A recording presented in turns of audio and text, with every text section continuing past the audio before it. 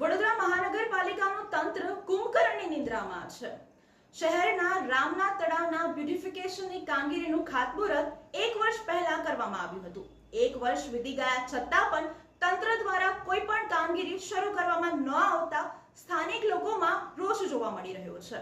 જો આ કામગીરી વહેલી તકે શરૂ નહીં કરવામાં આવે તો સ્થાનિક લોકોએ આંદોલન કરવાની પણ ચીમકી આપી।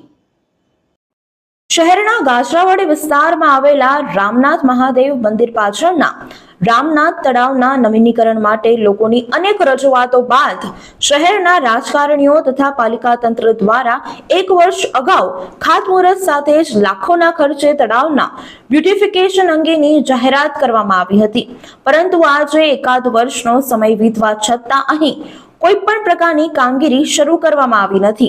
ના તો કોઈ રાજકારણી કે તંત્રના અધિકારીઓ જોવા આવી રહ્યા છે, તો બીજી તરફ અહીં રામનાથ તળાવ ફરતે આસપાસના ગેરકાયદેસર દબાણો પણ દૂર કરવામાં આવ્યા નથી, જેના કારણે હવે સ્થાનિકોમાં આક્રોશ જોવા મળી રહ્યો છે।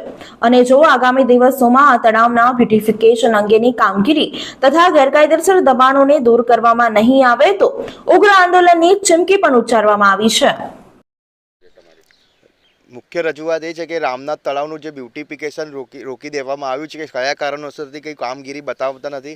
હાલમાં બજેટ બી પાસ થઈને 1 વર્ષ જેવું થઈ ગયું છે, ખાતમુહૂર્ત બી કરવામાં આવેલું। સ્ટેન્ડિંગ કમિટી ચેરમેન તથા એના વિસ્તારના ધારાસભ્ય દરેક લોકો અહીં ઉપસ્થિત હતા, એમની હાજરીમાં ખાતમુહૂર્ત થયેલું અને બજેટ બી 3.5 કરોડ જેવું જાહેર કરવામાં આવેલું।